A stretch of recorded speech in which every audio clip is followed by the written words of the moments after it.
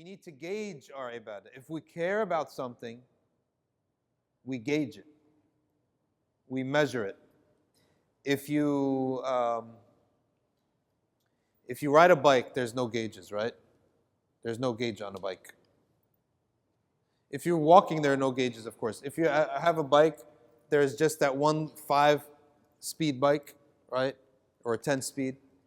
If you have a car, though, you have how many gauges you have? You got the oil, you got the temperature, you got the RPM, and you got the miles per hour, mph. Okay? You have more gauges. You have drive, reverse, neutral, all right? Overdrive. So you have more gauges. If you have a car, an airplane, how many gauges do you have? It's like, you can't even count how many gauges you have. If you have a shuttle up in space, you have a whole room full of gauges, right? So the more serious people take a matter, the more gauges there are, okay?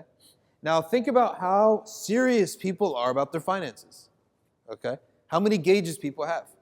People who are serious about, of course, if you're like a normal person like most of us, there's one gauge. Is there enough money to get through this month or not? That's like one gauge, basically. One check is coming in, and it's going to 5 different places. That's one gauge. That's it, okay? But people who are serious about their financial situation, they have a lot of gauges. All right? Their portfolio is diversified. They have a bank account for college, a bank account for retirement, a bank account for monthly expenses, and maybe a savings for their vacation and their entertainment or whatever. Okay? And then they have their investment portfolio. Their investment are investing in one thing. No one invests all their money in one thing. Their investment may be in 7 things. Okay? And then they have revenue streams. All right? They got the job, then they got the house that they rent out, then they got whatever. That is bringing them monthly revenue. Then with all this, you have to have your zakat gauges. You got to know how am I pay zakat on all these different things. How am I going to do that? So you see, the more seriously you take the issue of money and advance in the issue of money, you can have more gauges. But you take someone in the matter of deen, and he doesn't really care, right? He can't even tell you what his gauges are, right? What is his gauges?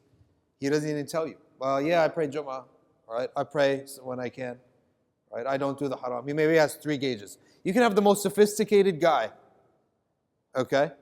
Sophisticated guy, a professional, someone say, oh my gosh, if he walks in, we all have to stop the class and stand up for him, right? But sometimes in matters of deen, he doesn't take it seriously. Ask him, what are your gauges? I pray. Alhamdulillah, I give charity. I pay my zakah. He's done. He's happy.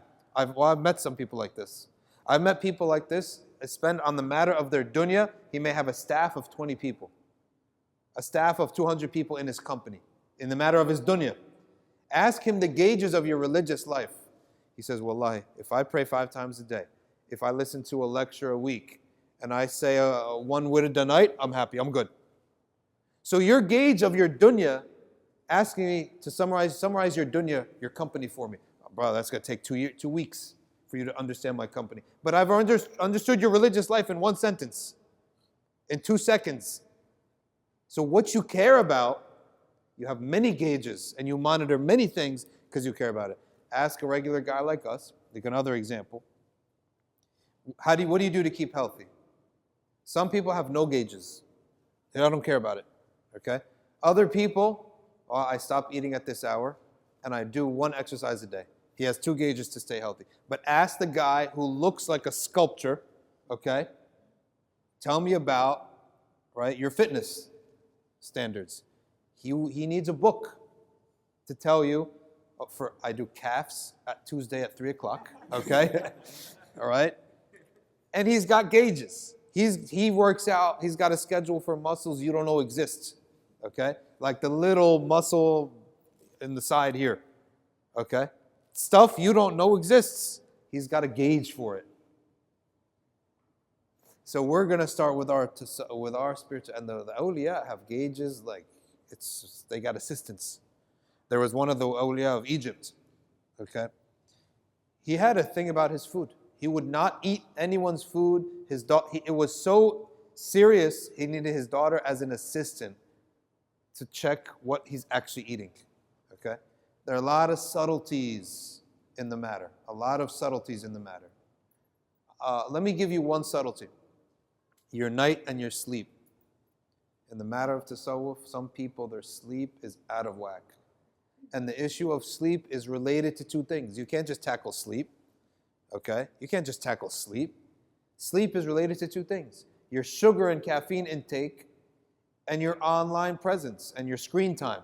If these two things go late in the day, then and you're worried about sleep, you're going to fail. You set yourself up to fail. So in fact, if you're serious about the issue of sleeping at a regular hour, which is very important for the next gauge, which is Fajr, right? So you see how you have to keep going back. You realize that if you're very serious about Fajr, then you have to be as serious about sleep. If you're going to be serious about sleep, you got to be serious about the issue of sugar, caffeine intake, and screen time, because it's proven that these two things, they need to actually stop way earlier than you have ever imagined if you really want to dominate the subject, the issue of sleeping on time, sleeping at a regular hour, right, and getting good sleep, because dhikr needs good sleep. You can't be half alert in order to do dhikr. So people are even saying you're going into 5, 6, and 7 o'clock at when you actually need to start your preparations for Fajr. Okay? Your first stop is sleeping on time. So around between the hours of 5 and 7 is when everyone's different, right? You need to actually eliminate and cut down or just close up shop on caffeine, sugar, and screen time. You see how serious this matter is? It's not a joke. When you see a wali of Allah Azza wa Jal and you look at his life, it's very simple. What does he do? He's praying and fasting. Oh, he's so simple. Okay, then why is only like 1 out of 1,000,000 people doing it? If it's that easy, it's not that easy. It is not that easy. It's something that looks so simple. So it looks so simple. Like you take one of a bodybuilder. What's he doing? He's lifting weights. That's all it is. That's it. That's a big deal. And don't eat certain things. In every million, right?